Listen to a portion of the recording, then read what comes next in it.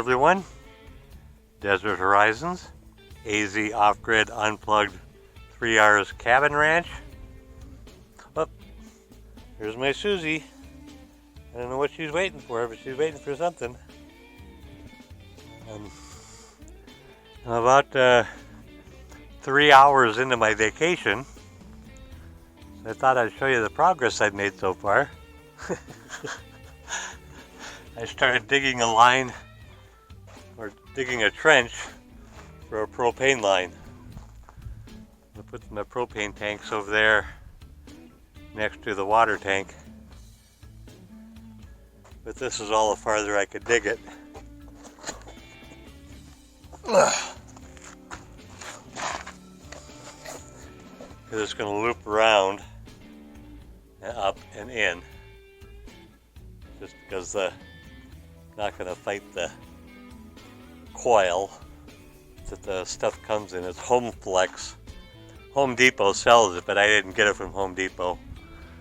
Found a better price and availability. I couldn't even Max Warehouse, I think is what it is. That's about where I'm going to run it to. Right about here. I filled it up with some water to make trenching it a little easier. So now I know exactly where I'm going to put it. So now I can dig out the trench deeper and wider and stuff with a regular shovel. But yeah, I figured that would put enough room for one tank right here, another one right here, and another one right here. If I go that route, if I can manage to get a 120 gallon tank, I would much prefer to do that. But I don't know if they'll sell it to me. Originally, when I first moved out here, that was what they were talking, was that they sold 120 gallons, no permits, no nothing. It's just a transportable or mobile tank, whatever they call it. So no problem.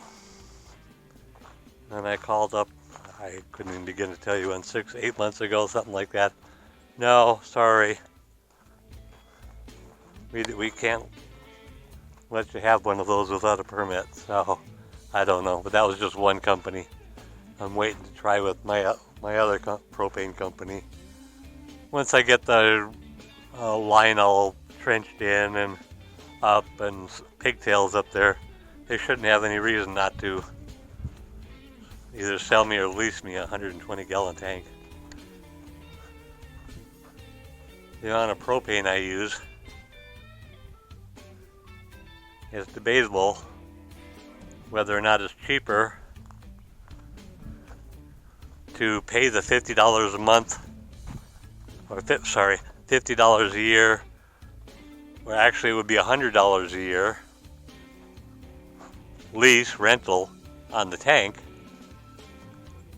because I wouldn't use enough propane. You have to use like more than 200 gallons or something like that a year, and then you can rent the thing for only $50 a year. So I was thinking in the long run it would be cheaper to buy the 100-pound tanks, but I want to have backup. I want to have stuff for preparedness. I want to know that once SHTF happens, that I've got several years supply, especially if I manage it carefully, which now I don't. It's like if I want it warmer in there, boom, the furnace comes on. A little too warm in there, it's easier to open up the door than turn the furnace off, so. I had the furnace on for a couple hours this morning, and it only got down to 60 degrees last night, so. Alright, there's my Susie. Here's my hard-working Ruger taking a break. Oh. And there's my PIA Remy. Loves to bark and stuff. That gets Ruger barking.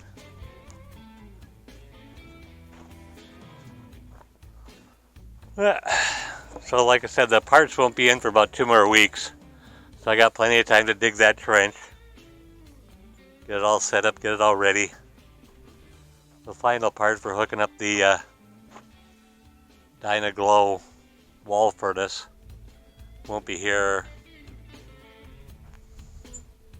in about 2 more weeks. That's the last part that I need to finish the whole thing, so can't do any of it until you got all of it.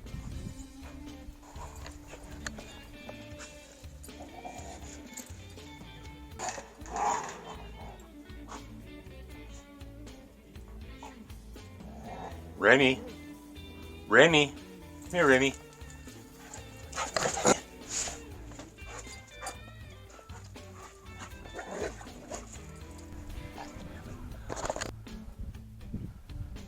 And over this way, you see some evidence of a project that I'm working on.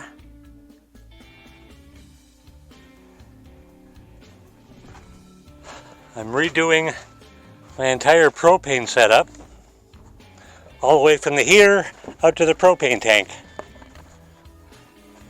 Let's see, that's where it was coming out there and coming up to the tank, and that's when I was storing the tanks right here. Now I've dug a trench, probably not quite deep enough, about 10 inches deep at its lowest point or highest point. Some places is deeper than that.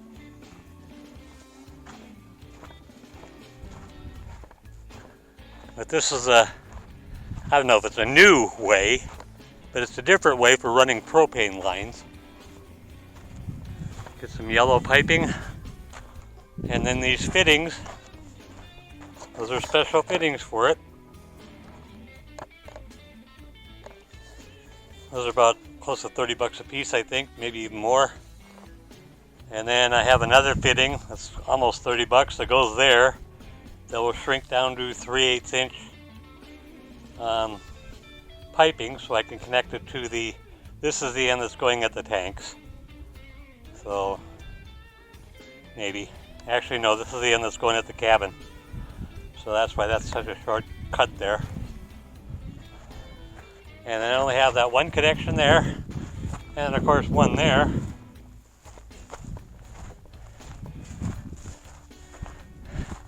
And that'll be over there by the house, or the cabin, or whatever you want to call it. And I got the route dug around.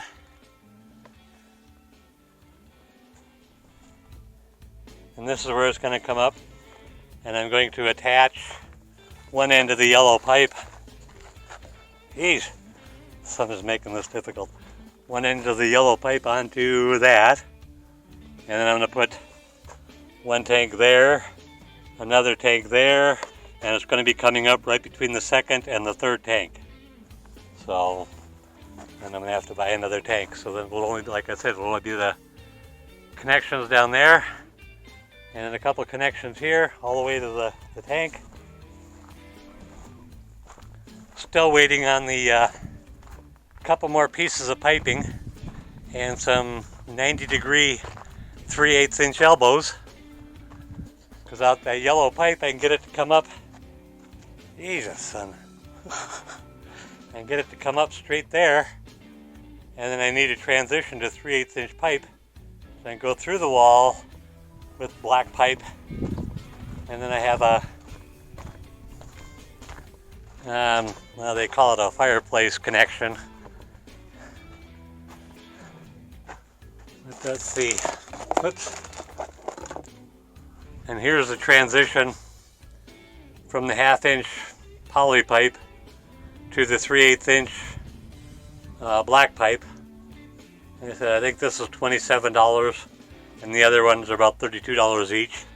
So I'll have maybe $200 all into replacing all the propane.